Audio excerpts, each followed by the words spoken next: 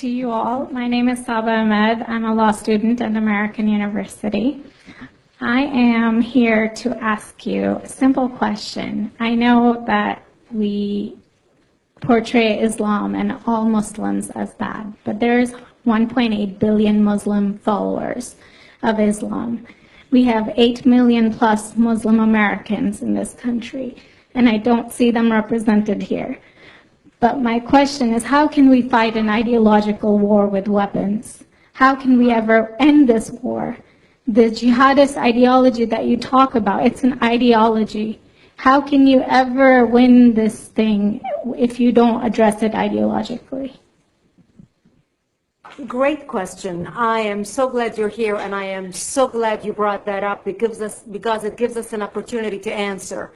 What I find so amazing is since the beginning of this panel, which we are here about Benghazi attack against our people, not one person mentioned Muslims. We are here against Islam, or we're launching war against Muslims. We are here to discuss how 4 Americans died and what our government is doing. We were not here to bash Muslims. You were the one who brought up the issue about most Muslims, not us. And since you brought it up, allow me to elaborate with my answer. There are 1.2 billion Muslims in the world today. Of course, not all of them are radicals. The majority of them are peaceful people. The radicals are estimated to be between 15 to 25%, according to all intelligence services around the world. That leaves 75% of them peaceful people. But when you look at 15 to 25% of the world Muslim population, you're looking at 180 million to 300 million people dedicated to the destruction of Western civilization. That is as big of the United States. So why should we worry about the radicals, 15 to 25%? Because it is the radicals that kill. Because it is the radicals that behead and massacre. When you look throughout history, when you look at all the lessons of history, most Germans were peaceful. Yet the Nazis drove the agenda. And as a result, 60 million people died. Almost 14 million in concentration camps. 6 million were Jews. The peaceful majority were irrelevant. When you look at Russia, most Russians were peaceful as well. Yet the Russians were able to kill 20 million people. The peaceful majority were irrelevant. When you look at China, for example, most Chinese were peaceful as well. Yet the Chinese were able to kill 70 million people. The peaceful majority were irrelevant. When you look at Japan prior to World War II, most Japanese were peaceful as well. Yet Japan was able to butcher its way across Southeast Asia, killing 12 million people, mostly killed with bayonets and shovels. The peaceful majority were irrelevant. On September 11th in the United States, we had 2.3 million Arab Muslims living in the United States. It took 19 hijackers, 19 radicals to bring America down to its knees, destroy the World Trade Center, attack the Pentagon, and kill almost 3,000 Americans that day.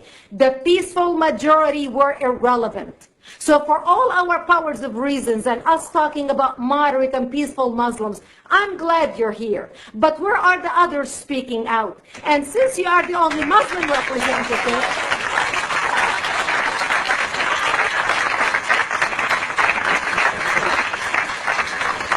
save the applause till the end.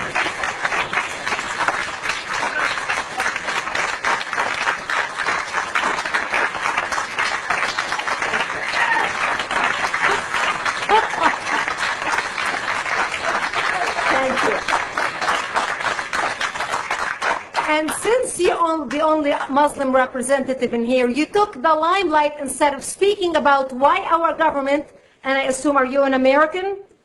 You're an American citizen. So as an American citizen, you sat in this room, and instead of standing up and saying a question or asking something about our 4 Americans that died and what our government is doing to correct the problem, you stood there to make a point about peaceful, moderate Muslims. I wish you brought 10 with you to question about how we can hold our government responsible. It is time we take political correctness and throw it in the garbage where it belongs and start calling it.